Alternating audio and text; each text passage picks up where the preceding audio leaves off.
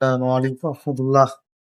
আসুন মিজানুর রহমান আজারি হুজুরের মুখে কিছু গুরুত্বপূর্ণ কথা শুনি, যা ডাক্তাররা কখনো বলে না। পর্নো ভিডিও দেখে যারা অভ্যস্ত, অশ্লীল, নোংরা এবং কুরুচিপূর্ণ ভিডিও দেখে যারা অভ্যস্ত, তারা নানা ধরনের সমস্যায় ভুগে থাকে।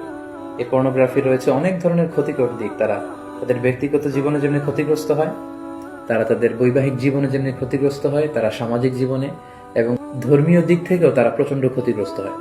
এ পর্যায়ে আমরা বলবো, পর্নোগ্রাফি দেখার ফলে একজন ব্যক্তি কি কি ক্ষতির সম্মুখীন হয়। সর্বপ্রথম যে ক্ষতিটির সম্মুখীন সে হচ্ছে, সেটি হচ্ছে সেই ব্যক্তি তার আত্মাকে কলুষিত করে দিচ্ছে। ফলে কোনো এবাদতে সে মজা পাবে না, সে সালাত আদায় করে মজা পাবে না, সে কোরআন তেলাওয়াত করে মজা পাবে না, সে তাসবিহ করে মজা পাবে না, এবং আল্লাহ তাআলার ক্রোধ সে অর্জন করছে আল্লাহর রহমতের পরিবর্তে। আল্লাহর লানও তার উপর বর্ষিত হচ্ছে। এবং মানুষের দেহের যতগুলো অঙ্গ রয়েছে তার মধ্যে থেকে সবচাইতে দামি অঙ্গ হচ্ছে তার আত্মা।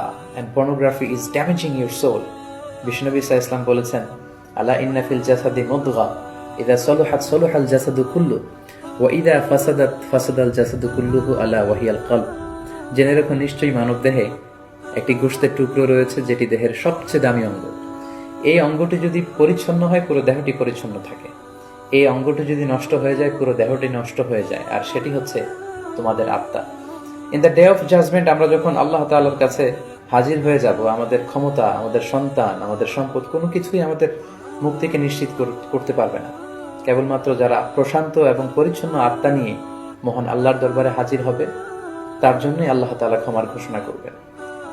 তো পর্নোগ্রাফি ওয়াচাররা সর্বপ্রথম যে ক্ষতিটির সম্মুখীন হচ্ছে সেটি হচ্ছে তারা তাদের আত্মাকে নষ্ট করে দিচ্ছে, যেটা মানব দেহের সবচেয়ে দামি অঙ্গ। পাশাপাশি তারা তাদের চরিত্রকে শেষ করে দিচ্ছে, যেটা মানব জীবনের সবচেয়ে দামি একটি বিষয়।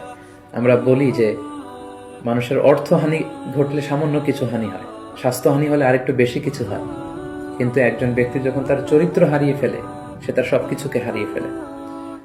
পাশাপাশি যারা পর্নোগ্রাফি দেখে অভ্যস্ত, তাদের স্বাস্থ্যের মারাত্মক হানি ঘটে। যেহেতু পর্নোগ্রাফি ওয়াচাররা রাতের সময়টুকুকে বেছে নেয় গোপনে পর্নোগ্রাফি দেখার জন্য, ফলে রাতের ঘুম তাদের আর হয় না, তারা ইনসমনিয়াতে ভোগে এবং একটা বিকৃত রুচি তারা ডেভেলপ করে ফেলছে মনের অজান্তেই। মহান আল্লাহ তাআলা বিবাহের মাধ্যমে, পবিত্র বন্ধনের মাধ্যমে একজন প্রাপ্তবয়স্ক নারী এবং পুরুষ তারা তাদের জৈবিক চাহিদা মেটাবে, এটাকে আল্লাহ বৈধ করেছেন। কিন্তু বিয়ের অনেক আগেই যখন তারা এই যুগল দৃশ্যগুলো ভিডিওতে দেখে, বলে আয়াতু বিল্লাহ, নাউযু বিল্লাহ, তখন মনের অজান্তে একটা বিকৃত রুচি তারা ডেভেলপ করে। তারা তখন আর স্বাভাবিক মানুষ থাকে না, অস্বাভাবিক মানুষে পরিণত হয়। এবং পার্সোনালি আমরা অনেকের কাছ থেকে এরকম প্রশ্নও পাই যে আমি আসলে পর্নোগ্রাফি দেখতে চাই না, আমি এটাকে অপছন্দ করি, কিন্তু একবার দেখতে শুরু করার কারণে আমি এ থেকে বেরিয়ে আসতে পারছি না, আমি নিজেকে সাহায্য করতে পারছি না, এবং এই পৃথিবীর যে কোনো বিষয়ের ব্যাপারে আমি আগ্রহ হারিয়ে ফেলেছি, আমার সুইসাইড করতে মন চাচ্ছে। এরকম মেন্টাল ডিপ্রেশনেও কিন্তু তারা ভুগে থাকে। পর্নোগ্রাফির আরেকটি গুরুত্বপূর্ণ ক্ষতিকর দিক হচ্ছে, এই পর্নোগ্রাফির ফলে সেক্সুয়াল ক্রাইম সমাজে বেড়ে যাচ্ছে। In every sexual crime there is a pornography behind it. কারণ মানুষ যখন পর্নোগ্রাফি দেখে এবং সেটা থেকে যখন সে স্বাদ নেয়, মজা নেয়, তখন সে তার ব্যক্তিগত লাইফে সেটাকে প্র্যাকটিস করতে চায়, যার ফলে ধর্ষণের মতো এত জঘন্য কাজকে সে বেছে নেয়, চাইল্ড অ্যাবিউজের মতো, উইমেন অ্যাবিউজের মতো জঘন্য কাজগুলোকে সে বেছে নেয়। এজন্য সমাজে যত ধরনের সেক্সুয়াল ক্রাইম দেখা যাবে, গবেষণা করলে দেখা যাবে তার পেছনে রয়েছে পর্নোগ্রাফি। যারা পর্নোগ্রাফি ভিডিও দেখে তারা দাম্পত্য জীবনে সুখী হয় না, কারণ পর্নোগ্রাফি ভিডিও দেখার ফলে একজন মানুষ উত্তেজিত হয়ে ওঠে।